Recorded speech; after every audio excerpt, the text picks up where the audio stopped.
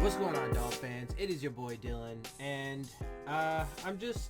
there's no real news, but there's an article that I wanted to read, writer from CBS Sports, and the headline is Tua Tagovailoa 2021 Outlook, Flashes from Dolphins Quarterback's Rookie Year, and what he must do to take the next step. So, he has some good statistics and things in here that I wanted to put out there, and that's part of the reason why I'm writing this. We're going to read through this and discuss. I will say he has a little bit more of a positive outlook than I do. But I mean, he's right about, basically everything. And look, the fact of the matter is that, I've said a number of times that this is a make it or break it year. Well, and as much as I think the level of expectation that is put on this team is stupid, it is also true that at the very least, theoretically speaking, they have surrounded Tua, right? So in other words, they've definitely put, a bunch of investment on that offensive line with the draft picks that they have. They've definitely made sure to get, a bunch of wide receivers and tight ends and stuff for him, right? So he has all of the tools, so to speak, to succeed. The problem I have with it is I don't think they're the right ones, right? I think that they misprioritize. I think they reached for players, et cetera, and I don't think their player evaluation or development is very good. And so because of all of those things, while it is true they addressed those areas, I don't think they addressed them adequately. And so, I believe that is what is going to play a large part in the decline of this team from last year. In other words, regress from the 10 wins and win, 5 or 6 games this year. And why I think this whole plan and, grand design, whatever the fuck it is they've been doing, is going to fall apart. But let's go ahead and get into this. So, what he must do. Let's see. There was incalculable hype for Tua Tagovailoa's rookie season, but it didn't go as the Dolphins planned. Tagovailoa only had a 9-game audition during a very obscure debut year in Miami. He was pulled from the middle of games, named the starter, then supplanted by Ryan Fitzpatrick. With the fate of the Dolphins firmly in Tagovailoa's hands, let's explore everything about his environment in Miami and pinpoint what he needs to do to take the next step as a quarterback. How Tagovailoa has improved since he was a prospect. These positive developments in a quarterback's game are noteworthy because they indicate the distinct possibility of future growth. So actually I do want to pause for a half a second right there. And that is true. That is absolutely true, right? So in other words, a player, not just a quarterback, but any player at any position, their ability to improve, continuously improve and get better, right? On a year-to-year basis and even within a single season. Now, obviously, that's the hardest to do for rookies and second-year players, right? Because they're still getting used to the NFL, to their new teams, their teammates, their playbooks, etc., etc. Anytime that you have playbooks change or coaching staffs change, that makes that effort harder, even for veteran guys, right? Etc., etc. So it is true. Oh, and the other thing that I wanted to note, though, and for example, a guy like Ryan Tannehill, when he came in the league, he actually put up really good numbers for a rookie after being thrown in the fire day one, right? He had to start from the very beginning, and, he wasn't, nobody is ready as a rookie. But he did a damn good job and put up decent numbers and even set several Dolphins rookie records, right? But then on top of that, every year he has improved. Every year the dude has gotten better and better and better. And that's why I say, dude, you don't need, first of all, I know they took him in the first round, but you don't have to. You can get quarterbacks. It's all about your evaluation and your ability to develop that player. And I think Tannehill is a great fucking quarterback. It's also funny because, just quick side note, I saw recently, like on Twitter or wherever it was, there were people ranking quarterbacks, and it was like, Derek Carr and Tannehill and Jimmy Garoppolo, and I can't remember who the fourth one was, but it was those three and then one other. And Tannehill pretty consistently was either the top one or two of those quarterbacks. And a lot of people had him as the top quarterback above Jimmy G. And some people even inserted other quarterbacks that they think, go on that list somewhere like in the middle of that list, but Tannehill was still better than pretty much all of them. I just find it funny because, people give Ryan Tannehill shit, but for no reason. There's literally no reason. The complaints that people have against Tannehill are completely ill-founded and stupid. What was wrong with Tannehill's career here is that the Dolphins organization was dumb and didn't know how to build up a team around him. But guess what? Stephen Ross, the guy who was in charge then, is in charge now and is in control of all this shit. And he ain't gonna do any better now. I'm telling you. Anyway, all right, let's move on. Basically, like everyone else, I was very high on Tagovailoa as a prospect. He was my QB2 and number 3 overall prospect in the 2020 class. He says some really interesting things, though, that I want you to pay attention to in this. However, I wasn't he's the next Russell Wilson in love with him, mostly because I saw him as incomplete because of how good his situation was at Alabama. His raw grade was the 6th highest in the class. Okay, my position addition boosted him to the number 3 spot. Here's what I wrote about Tagovailoa before the draft. For as advanced as I think Tagovailoa is drifting in the pocket and knowing where to go with the football, for all intents and purposes before his injury, his 2019 campaign at Alabama was a cakewalk thanks to the phenomenally comfortable environment provided by a litany of first-round picks around him on the offensive line and at receiver. So I'm going to pause there for a quick second because that plays to what I was saying about it's not about one player or one position. I don't care who the fucking quarterback is. I don't care who the pass rusher is. I don't care who the cornerback is. They're not going to fucking, while they may be, big pieces like last year, for example, Xavier Howard was pretty much the entire defense, right? If it wasn't for his 10 interceptions, they wouldn't have, been as high. And if it wasn't for his play, they certainly wouldn't have been as high as they were. But even with him, they still had significant fucking issues. They were pretty bad still in the run game, for example, right? They weren't good at getting pressure, for example. So, it takes a complete team. Well, it's great to have those superstars. You gotta have a complete fucking team. And it is also true that while he was at Alabama, he did have a stud cast of receivers and an offensive line. Not to mention, he was also playing against overall lesser quality competition because it was college and not the NFL. So that's super important. But one more thing before I continue on, it's also super important about where these players go when they get drafted and the environment that they get drafted into, and then how they are handled subsequently, right? So I would have redshirted Tua all last year.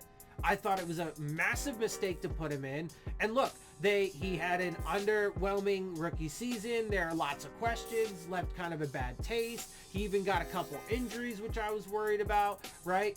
And so problems arose from that. Now maybe he turns it around and, really takes off in year 2, but it didn't help his fucking situation. It didn't, it provided more of a hurdle to get over. It put more bullshit in front of his path to get to excellence that wasn't necessary and didn't need to be there, right? So, and that's part of my problem with this regime is they're constantly shooting themselves in the foot and making things unnecessarily difficult for themselves. Like they put the way that they complicate situations and make things so much harder for themselves is retarded, in my opinion. And they do it all the time. Anyway, but let's move on. So it's important, real quick though, too. So like Trey Lance, for example. I think Trey Lance is going to have, now we'll wait and see how they play it. My guess is that they're going to redshirt him behind Jimmy G, which I think they should do. I think that's what would be smart. Jimmy G gives them plenty of an opportunity to win, and win now, and possibly get to the biggest games, right? Because they have a complete team. They have a very well-rounded team when they're all healthy. They got decimated by injuries last year. I know Dolphins fans were like, oh, but we destroyed them last year. Yeah, because they weren't the same team. They just weren't. You can try and argue it all you want, but they weren't. Jimmy G was there, but he wasn't Jimmy G. He clearly didn't have the fucking, the velocity on his throws. He couldn't get his fucking shit squared away, you know, in the pocket when he was trying to make those throws, set his feet, square his shoulders, get the velocity, get the power behind it, because he wasn't healthy enough, right? And so, you know, and then he eventually came out of the game. But so, you know, when they're healthy, they're a complete team. And I think if they do the right thing and just redshirt him, at least for this year, I think that he has a really good opportunity of, in a year or two, coming out and starting to really light up the NFL, right? Because, and that's the thing, pretty much every analyst that I've seen, their comments on him is he's the most raw prospect, but he's also probably got the highest upside out of all of the quarterbacks in the draft. So he could be better than all of these other guys, Trevor Lawrence, Zach Wilson, Mac Jones, whatever, but it just might take him a little longer. So in that situation, with a quarterback like that, you bring him into an already good situation, right? Where, so that way, if he does have to come in, right? Like if Jimmy gets hurt or something and he does have to come in, he's got some cushion and some leeway there. But that also then gives you the opportunity to sit him for the year and let him adjust to the NFL, get used to it, learn the playbook, gain chemistry with his teammates, etc., etc. And I think that is the biggest one of the biggest problems with this Dolphins organization, especially as Stephen Ross has been the owner, is you know, they don't know how to build the team properly, and then they destroy the careers of players because, you know, they fuck up their prime years, or, you know, they put them in terrible situations so they don't perform to the level that they should be able to perform at. Anyway, he provided tiny glimpses of a Heisman winning quarterback at Alabama, but it'd be pure fabrication pinpointing any clear area in which Tagovailoa improved from his time at Alabama. That's a pretty huge thing, right? So this first little section he had, how Tagovailoa has improved since he was a prospect. And that's the thing, right? But see, and that's part of the reason why you didn't even need to put him in last year, right? Especially in that situation. You literally just tanked the year before that. You can't possibly imagine that your team is, even if you think you're doing the right things, which they're not, and I completely disagree with, right? But even if you think that, you can't possibly imagine that you've built your fucking team back up to the point of being good enough to be able to, you know, provide your quarterback with a comfortable situation as a rookie. Like, it's just absurd. Not to mention he's also undersized and injury prone. But like, it's ridiculous, right? So you didn't need to fucking play him. Ryan Fitzpatrick could have done everything that Tua did last year, except for maybe a couple of the flashes, right? He showed a couple flashes, bro, but flashes ain't shit if you get your quarterback destroyed because you don't have a proper offensive line, etc., etc., etc., etc., etc., etc., etc., right? And so, and it's also a fact, he didn't really show any improvement from, and you know, people be like, oh, well, he was a rookie. Yeah, but again, that's why you didn't have to fucking play him. Redshirt him.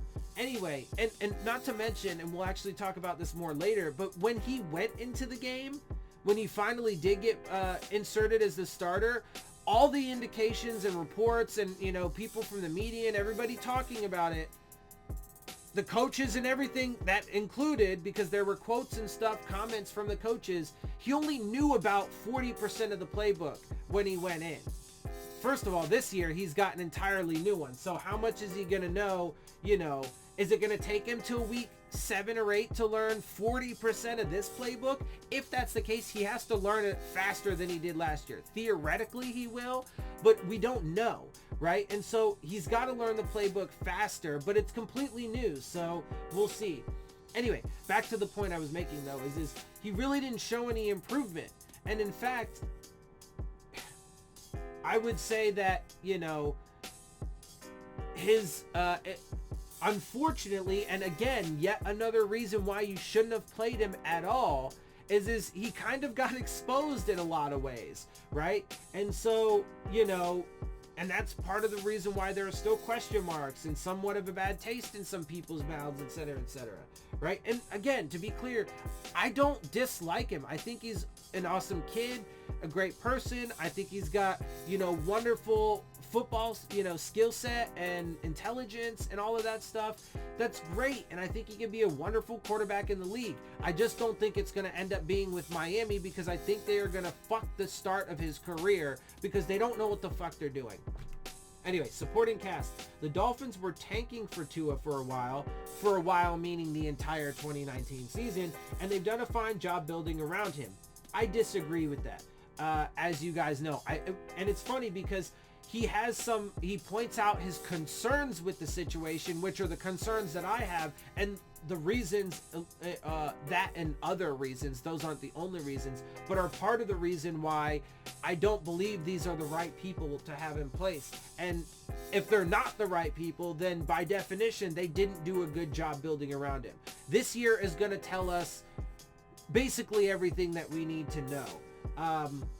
Even though I still think it's, even though when it comes to my macro philosophies, it's still early, right? These draft classes, even though they've started, pretty rocky, still are in their first to third year of their, from being picked. So there's that. Plus they're only in year 3. I think regime should have 5 years, etc. So there is that. And but again, if they meet their lofty expectations, everything's good and we know what we need to know, and they're gonna these people are gonna stay, in their jobs, and they're gonna have another year to see what happens. If it doesn't go well and they don't meet the expectations and something happens to the degree that I think it's gonna happen, they're only gonna win maybe 6 games, then these guys are going to get fired. Flores and Greer are going to get fired, and they're going to hit the reset button, and so then we'll know everything we need to know, right? That's what I mean by that. But this writer does have a little bit more of an optimistic view overall than I do of the Dolphins situation, because I don't think they've done a fine job of building around him, especially at receiver, though. He says Devontae Parker's talents were supercharged when Adam Gase was fired. Shocking, right? I have to push back on that because it's not factual. It's just not factual. It's true. It is a fact that he had his 1,200-yard season after Adam Gase left. However, when you look at, and I've said this a bunch of times, when you look at the full picture, you have to ask the right question. So the first question is, why was Parker able to have that breakout year? And really, the first question is what prevented him from having those big breakout years prior to that? Was it his skill set or his physical ability? No, not at all. It had nothing to do with that. Was it his talent? No, not at all. Was it his quarterback? No, not at all. It wasn't even fucking, the Dolphins did well enough, especially in the Adam Gase years, I believe. They went 10-6 and went to the playoffs in his first season. And his draft classes were phenomenal. Anyway, I think they did well enough to allow Parker the ability to perform. The problem was his injuries, and he could never stay on the field. Okay, that was the issue. What solved that was Adam Gase and his fucking team and his coaching staff. And it was done. I mean, I would have to go and, Google it, but I'm sure I'm sure anybody can find, if they put in a little effort, articles and stuff that were written from that time period about how the coaching staff has finally gotten fucking Parker to eat right and sleep right and fucking have the right practice habits, etc., etc., etc. Those are the things that caused him to be able to stay healthy. He learned those things and got those abilities during Adam Gase's time from Adam Gase's coaching staff. Those are the things that it just so happened that all of that stuff finally came to fruition after Adam Gase had got fired. which is unfortunate for Adam Gase, because then that's more fucking cherry-picked information that people will look at and be like, oh, see, Adam Gase sucks. Even though Adam Gase was the one that turned Devontae Parker around, it just so happened that fucking his boss got impatient with not having his fucking finger in every single pie and having a fucking, you know, the final say on everything, and decided to fucking fire him because he wouldn't shit our 2019 season away to go chase a quarterback. Like, it's just fucking absurd. Anyway, but let's continue on. So I gotta vehemently push back on that one part because that's just ridiculous. Well, he wasn't able to rekindle the magic of his 1,200 plus yard season from 2019. So, I mean, if they're so great and they took such a big leap forward last year and the team was so wonderful last year, how come he couldn't do it again? Well, again, because of injuries, really is the reason for that. But it's, you know, if this coaching staff was so fucking wonderful, which let's also note that the coaching staff in and of itself changed from year 1 to year 2, as it has again from year 2 to year 3. But if they were so great, why didn't he put up fucking 1,200 plus yards again? Like, it's just fucking absurd. Anyway, he's a mismatch on the perimeter. The oft-injured but elite deep threat Will Fuller was signed in free agency. Well, not yet. Let's also note, though, that not only is he suspending, but not only is he have to serve that 1 game suspension, but you never know, dude. He could get popped for it again and get suspended again. We don't know. But if he doesn't, if he, you know, remains out of the fucking eye of the league and suspended because of policy breaking, then he's got to stay healthy, which is also a pretty big question mark. Dude, I'm telling you, man, people are fucking hyping this team up, but they're only a few injuries away from completely unraveling because they're not all that great to begin with. I know people hate when I say that. I hate when I say that because it's my fucking team, but it's true. While not yet established as a high-volume slot target, the lightning-quick Jakeem Grant set career highs across the board in 2020. Preston Williams has flashed when healthy as a rebounder on the outside. And my number 1 wideout in the 2021 class, Jalen Waddle, was picked at number 6 overall. He has legitimate Tyreek Hill tendencies on the field. Again, we have to wait and see if he can translate that to the NFL, stay healthy, and, you know, can he do it during his rookie season? Then at tight end, it sits Mike Gesicki, an emerging pass-catching star, which is a Gase pick, by the way, at what's become an amazingly top-heavy position in the NFL. The super springy target caught 53 passes for 703 yards and 6 scores in 2020 while snatching the souls of many defensive backs in jump ball situations along the way. Is this receiver group elite? Depends on your definition, but there's no doubting its depth or its collective speed and skill diversity. Like I said, bro, this team and the way that they are building this team has massive boom potential. Massive boom potential. Right? And to be fair, you even got to see some of that last year, a little bit of that last year, getting to 10 wins and drastically overachieving despite the handicaps, because of the handicaps as well, and despite some of the circumstance. But they also have massive bust potential because a lot of these guys are reaches and a lot of these guys have significant injury concerns, etc., etc. And are they capable of developing them to take those next steps? And I don't believe they are, especially because this coaching staff keeps changing every year. That doesn't help things. The playbooks keep changing every year. That doesn't help things. Anyway, now along the offensive line, there's more uncertainty.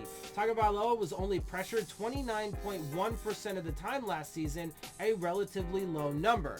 And that's in large part because a lot of these teams were decimated by injuries, didn't have their top pass rushers available, etc., etc. That's likely to be different this year. Very different. However, that was more a function of the Dolphins' passing philosophy and Tagovailoa getting it out in a hurry. So that is also a factor. What I just said a second ago is part of it.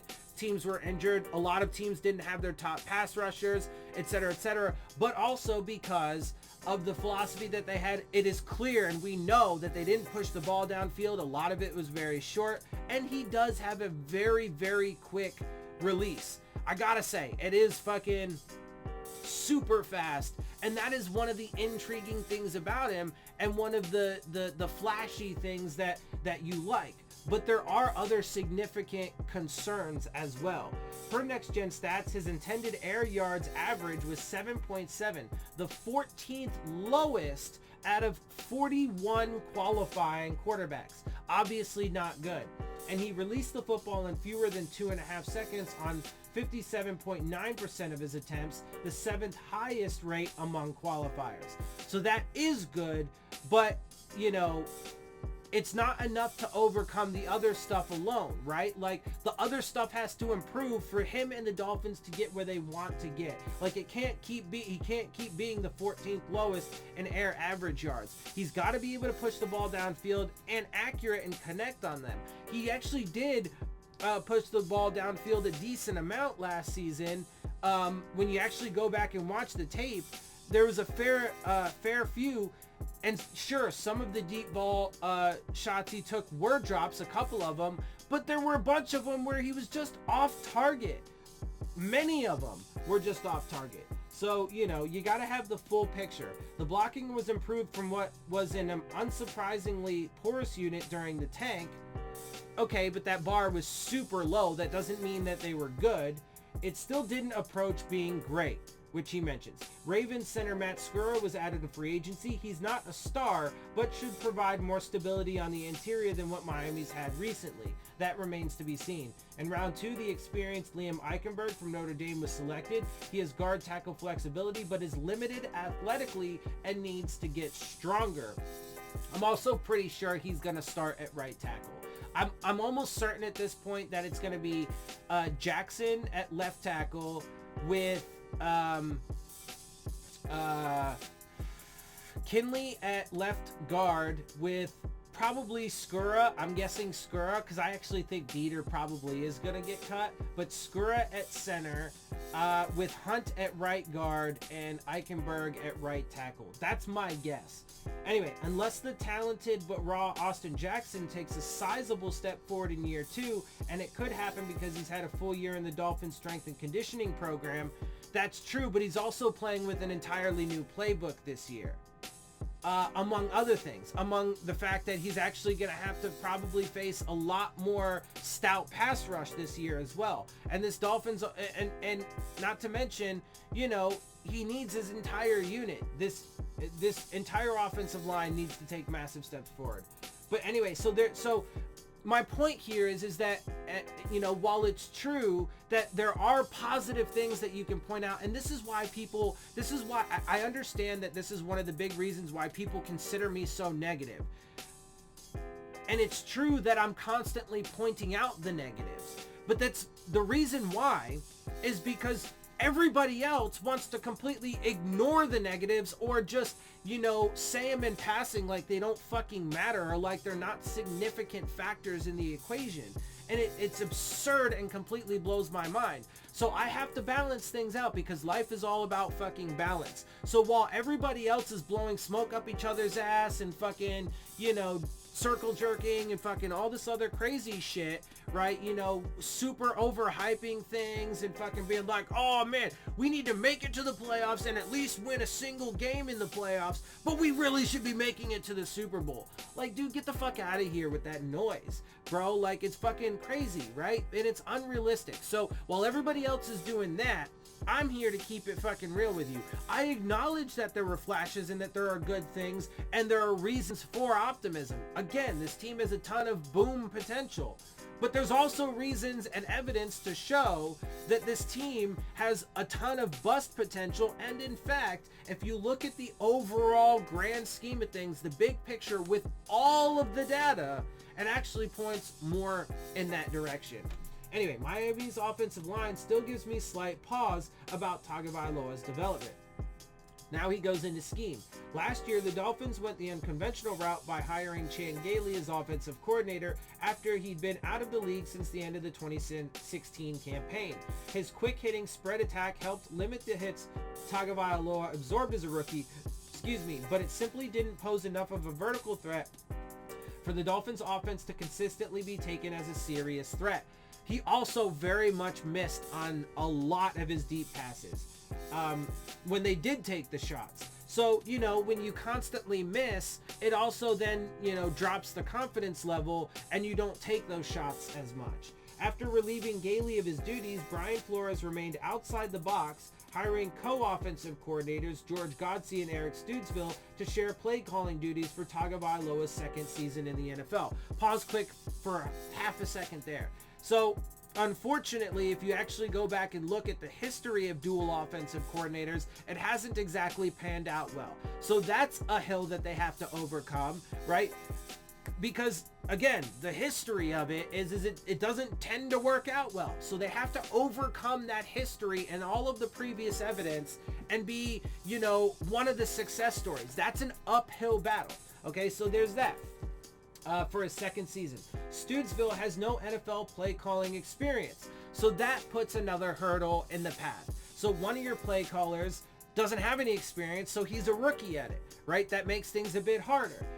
Let's see. Godsey is a Bill O'Brien disciple and called plays in 2015 with the Texans, but had those responsibilities revoked in early October 2016. That is really concerning to me, if I'm being honest. Because I thought Bill O'Brien was the sole reason for why the Texans were super shit. Or were sinking, rather. Right? Bill O'Brien was the reason that the Texans were being held back. 100%, and I've been saying that for years. Bro, I don't like... I'm like, it worries me. Being a disciple of Bill O'Brien's, and then you also add on to the stigma because then Bill O'Brien is, you know, a Belichick disciple.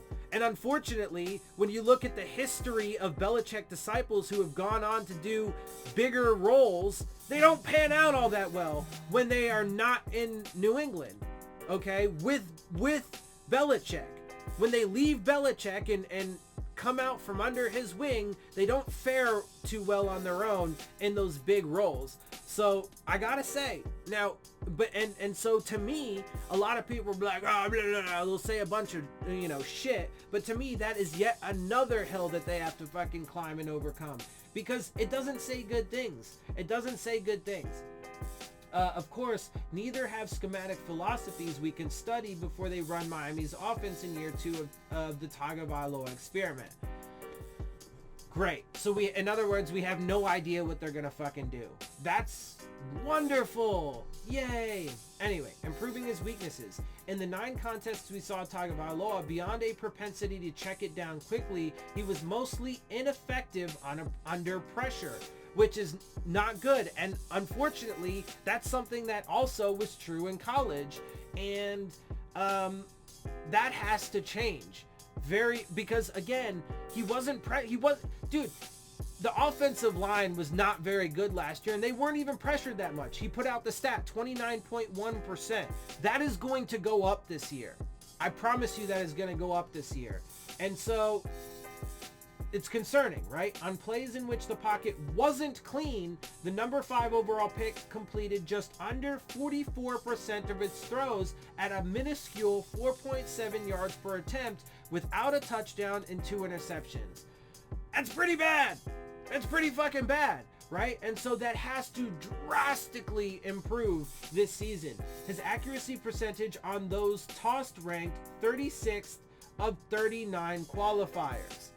That's pretty fucking bad, right? So that is an area in which he has to take tremendous steps forward. But it's going to be hard for him to do. Also, let's note that one of the things that they're praising this offensive line about, and why they think this offensive line has so much potential, is because they're so big. These dudes are all like 6'3" and up, and fucking massive bodies, which in, you know, some regards you think actually could be wonderful and could potentially be the makings of a super stout offensive line. But let's remember, your quarterback is short. And if you are being honest, and if you watch the tape, there were times where it did actually seem like he had trouble seeing over his offensive line. So even if they create a clean pocket for him and do take those steps forward, maybe he can't see over these motherfuckers because they're so fucking big, right? So like, there are so many factors that go into this that, again, when you evaluate it in its full picture, actually point to they have such a massive mountain to climb to get to where they want to be and to really get to the expectation level that people have on them. They have such an upward battle to fucking fight that it's almost impossible. It's not impossible, and there are, you know, some probability, there's some probability that they can do it, man, but I just don't think it's very high, and I don't think it's going to happen. Frankly, Tagovailoa's struggles against pressure shouldn't have been totally surprising. Not because he was horrific against pressure at Alabama, but simply because he didn't get much experience with pass rushers bearing down on him in college, and he's an average athlete for the quarterback position by today's standards in the NFL. So, real quick, to be clear, it's not that I was saying that he was terrible at it in college. It's just that when it did happen, just like here in his first year in the NFL, and, you know, people have talked about this, reporters and media, you know, people, experts, analysts, blah, blah, blah. I've heard this come up a lot, that, you know, when he did get pressured, he wasn't particularly great at it either. Not that he was terrible, but that he wasn't great at it either, right? So it does have to improve. But he's, as he mentions, is average athlete for the quarterback position, at the very least by today's standards, right? And that's what I was saying. And that's one of my big concerns, especially with the injuries that he has sustained, right? Because they're all lower leg injuries. And he's not particularly the greatest athlete to begin with, right? And so having all of those, you know, ankle and hip and leg injuries is actually super concerning in regard to this whole thing, you know, that we're talking about right now. And his pocket presence, his ability to elude pressure, etc., etc. In 2019, before his injury with the Crimson Tide, Tagovailoa was pressured on just 22.2% of his dropbacks, and he wasn't necessarily efficient working against pressure. That's what I'm saying, right? So he barely got pressured a little bit more in the NFL, 29.1%. He didn't hardly ever get pressured in college, and when he did, he wasn't even particularly efficient at it, as he says, right? Even though the quality of pass rushers were lesser because it was college, right? So that is a concern and something that he absolutely have to fucking fix going into this year. Real quick, there's I just want to note this, because I just saw an alert, 30 NFL teams to have full stadiums, and fans are also going to be permitted at training camps. I mean, it's such a disaster, dude. I'm telling you, people think that everything's all good and that, you know, we're past fucking COVID and we can move on, like life's going to be fucking normal. That's another area in which people are going to be very sorely disappointed when they realize that it's not actual reality. Anyway, processing slightly quicker and showcasing the deft pocket moving skills he put on display at Alabama will be integral to Tagovailoa taking the next step as a passer in 2021.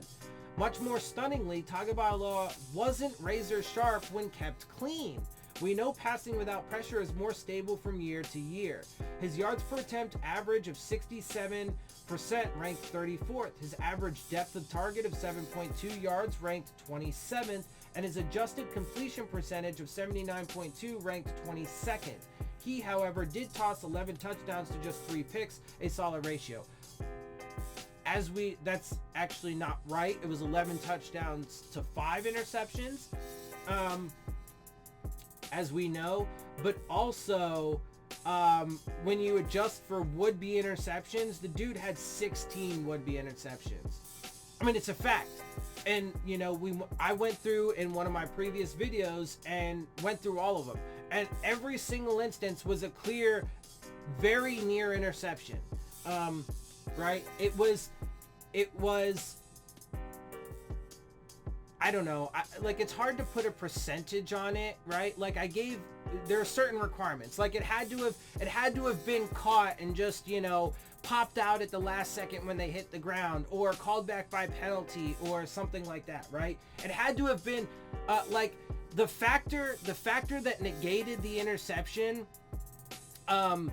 couldn't have been something related to the interception being thrown itself, right? So in other words, okay, sure, it got called back by penalty, but he threw the ball right into the defender's hands. The ball was caught by the defender. It was intercepted. It just got called back by penalty, right? The penalty doesn't change the fact that he threw the ball and it was intercepted, right? Or the fact that the player had stepped out of bounds like a half a second before catching the interception.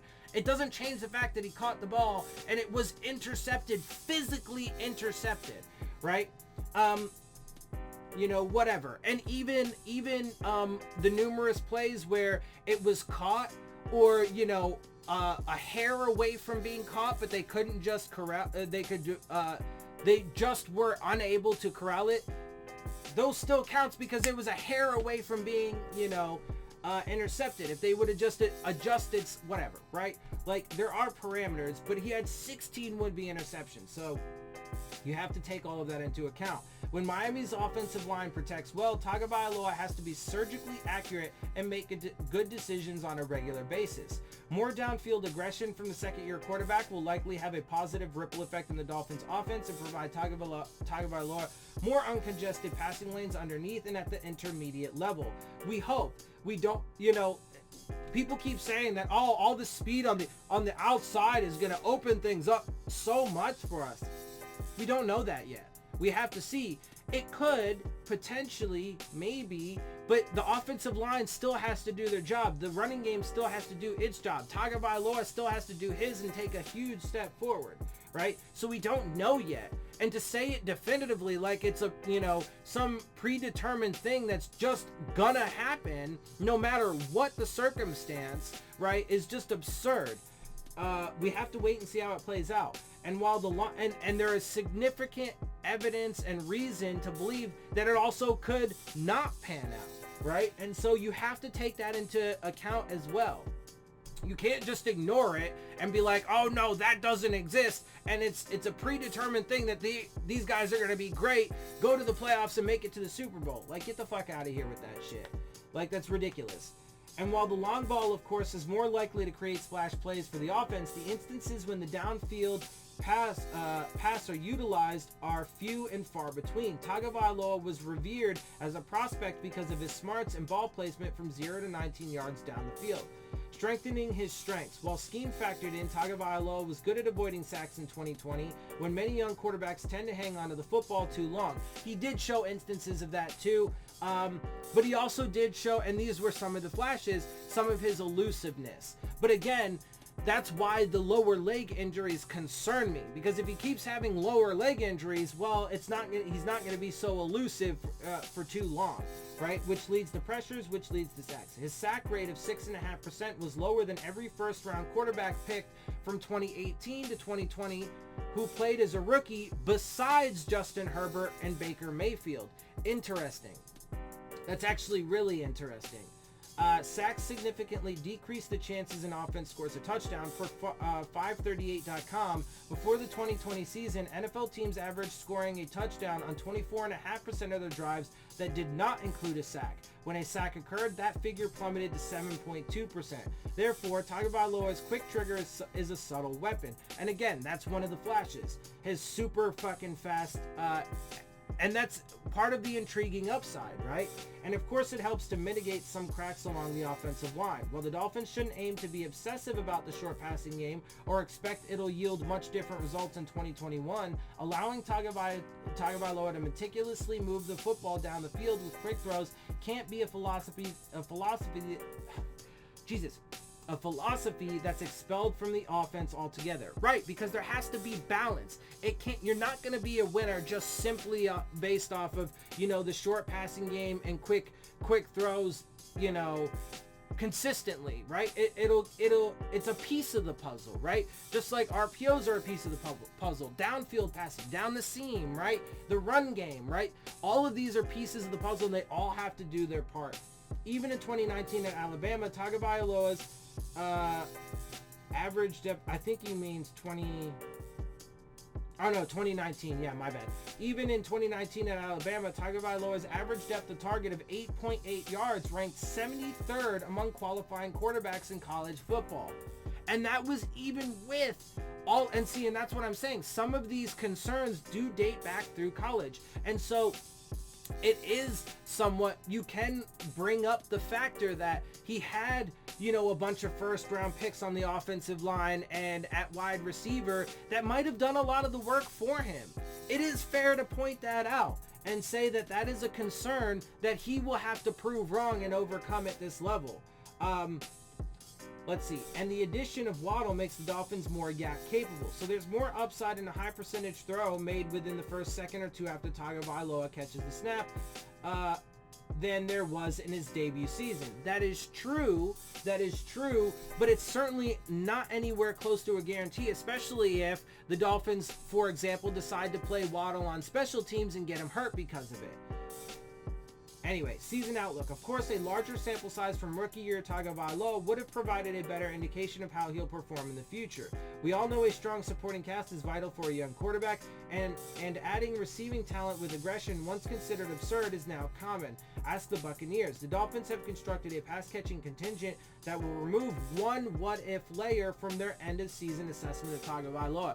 And so that's one of the things I mentioned before is while it's still not fair to just completely fucking, evaluate him after this year, unfortunately, for good or bad, we are going to know basically everything we know, because it's roughly going to end. Now, obviously, there's some gray area, but things are roughly going to end one of two ways. And the reason why is because of the level of expectation that is being put on this roster. Either they're going to be, and I've said this a bunch of times, either they're going to be a 10-plus win team and make it to the playoffs while competing in the division, etc., and then they will be able to fucking have a fourth year and see if they can continue to progress, or they're not going to meet those lofty expectations, likely only win like 6 games, and then Brian Flores and Chris Greer are going to get fired.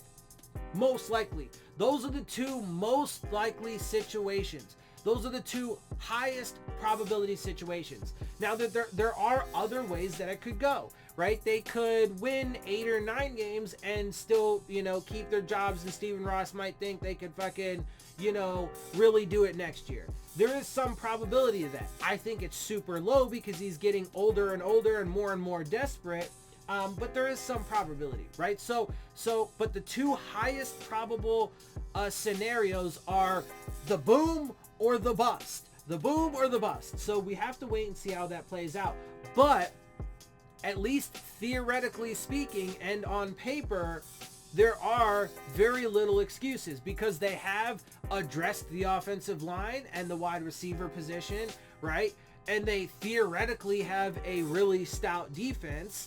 I think their defense was super inflated last year because of a lot of different factors, but they theoretically have a really good defense because of what they posted last year, because of the numbers they posted last year, and their offense has been addressed, right? Their offensive line, etc., etc. Again, I don't think that's actually even accurate because I don't think that they've gotten the right pieces. They put pieces in there, but I don't think they're the right ones. It's like, right, it's a puzzle. So you have to match the pieces according to their curves and the fucking, the weird little jagged edges and shit like that, right? They all have to go in a very specific, and this is why the versatility that's being touted on the defense and on the offensive line, while that is great to have, you gotta have the right pieces in the right spots. So I don't care that you have a bunch of bodies that theoretically can do all of it. I want to find guys who have that versatility, and can play multiple spots. That's great because you can only suit so many guys on game day. But you also got to make sure that you find the right guys at those individual spots, right? They can't be moving around and changing all the fucking time, right? So, and then they also have to play and, perform at a high level. The offensive line has been invested in. I'm just not in love with whom they have up front. Same thing, right? That's how I feel. sure, they've made investments. I just don't think they're the right ones, and I don't really like who they have up there. Skura wasn't great in Baltimore. At least, I mean, he was a solid player on a really good overall offensive line for that Ravens team. But he definitely has, over the past couple years, started to struggle and, accumulate injuries and stuff. Jackson had a shaky rookie season. We've barely seen anything in 2020 from penciled-in left guard Michael Dieter, and he was a turnstile as a rookie. I think he's actually going to end up getting cut. Robert Hunt turned in a solid rookie campaign at tackle, and now he bumps inside to guard. So now he's going to have a different position to learn. So that adds another layer for his development. In short, it's a group with a lot of young bodies who have yet to prove themselves and haven't had sparkling starts to their careers in limited action. As is the case with most quarterbacks moving from year 1 to year 2 in the NFL, things will slow down for Tagovailoa as the entrenched Dolphins starter in 2021, but he has now different offensive coordinators, 2 of them, and an entirely new playbook. So that does hamper his ability to, take that step forward. It does provide another obstacle in taking that second-year leap. And the talent infusion at receiver will help him see more open receivers more frequently. Hopefully, that's the idea, but we have to wait and see if that actually plays out. But I don't have confidence predicting a breakout for Tagovailoa with so many unanswered questions along the offensive line. And the blocking matters more for Tagovailoa than other young quarterbacks, because as we saw in 2020, he has average arm talent and is only an average athlete for the position. So his improvisational upside is minimal. Not to mention he's small and injury prone. Let's see, where was I? Positions. Because of his accuracy and smarts, Tagovailoa will make strides in some areas, but although the Dolphins are certainly a strong playoff contender, I actually disagree with that as well. They're a potential playoff contender at best. I don't think they're a strong playoff contender at all. I expect the organization to have a very difficult decision regarding his future at the end of the season. So we shall wait and see. Anyway, that was kind of a long article and a lot to say and a lot of stuff that I've said before, but I thought it was good, and there were some really good statistics that I wanted to throw out there that he pointed out. Some good, some bad, right?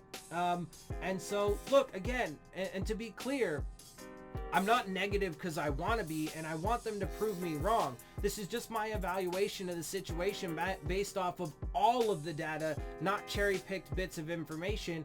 And everybody else wants to just do the super flowery, fucking super hyped up version of the situation. And so I have to fucking provide some balance and counter with that. But no matter what, though, at the end of the day, it's not that not that I don't like him or think he has a ton of potential, or, that I don't recognize the good, but, you have to fucking look at the entire picture and not just bits and pieces of it.